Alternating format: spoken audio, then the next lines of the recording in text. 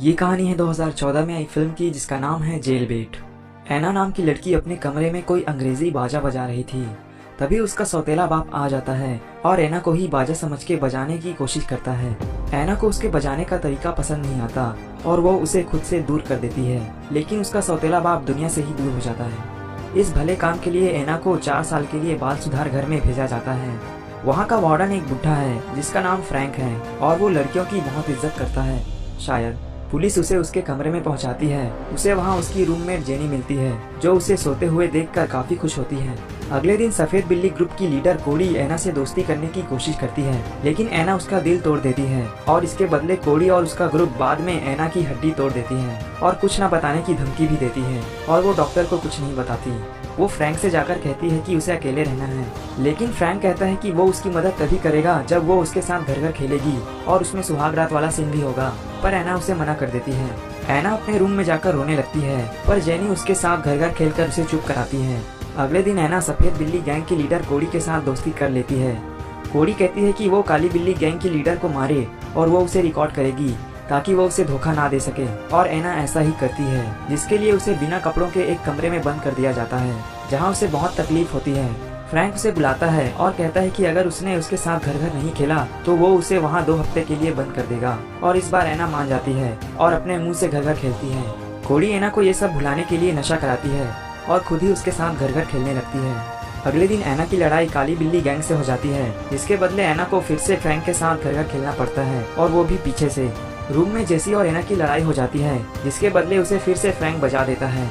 इसके बाद एना कोडी से नशा मांगने जाती है, जहां उससे उसकी लड़ाई हो जाती है। अब वो नशे के लिए दूसरी लड़कियों से ड्रग्स लेने लगती है और कोडी उसे रोकती है, लेकिन वो उसके ऊपर थूक देती है और कोडी उसे अपने गैंग से निकाल देती है।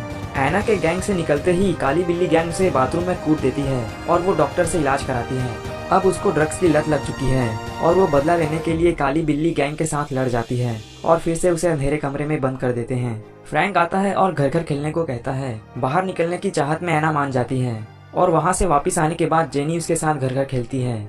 अगले दिन वो फिर से ड्रग्स लेने जाती है, पर कोडी उसे रोकती है और वो वहाँ हंगामा कर देती है।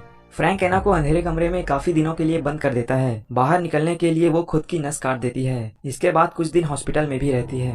एना फ्रैंक के पास जाती है और कहती है कि वो जब चाहे घर घर खेल सकता है, पर वो एना को कोई तकलीफ ना दे। एना सफेद बिल्ली गैंग का टैटू मिटा देती है और खुद ही जेनी के साथ घर घर खेलने लगती है। फ्रैंक एना के लिए अंग्रेजी बाजा लाता है और उसे टैलेंट शो में बजाने को कहता है। सफेद बिल्ली गैंग एना को कूट देती है क्योंकि उसने उनका टैटू मिटा दिया था। एना डॉक्टर को बताती है कि उसे फ्रैंक के साथ घर घर खेलना पसंद नहीं है और वो डॉक्टर से मदद मांगती है, लेकिन फ्रैंक डॉक्टर का ही ऑपरेशन करवा देता है।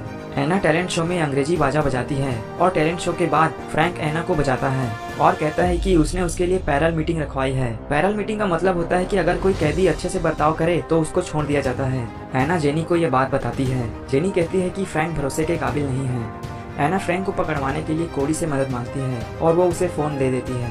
फ्रैंक एना को बुलाता है और कहता है कि वो आज धीरे धीरे खेलेंगे। एना अपने फोन में सारा खेल रिकॉर्ड कर लेती है।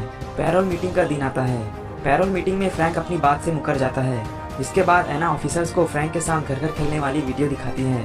ऑफिसर वीडियो देखकर फ्रैंक से कहते हैं कि क्या बात है, काफी मजे किए हैं, चल अब जेल में मजे करना, और वो फ्रैंक को अरेस्ट कर लेते हैं। एना को पैरोल पर छोड़ दिया जाता है और अब एना काफी फेमस अंग्रेजी बाजा बजाने वाली बन चुकी है।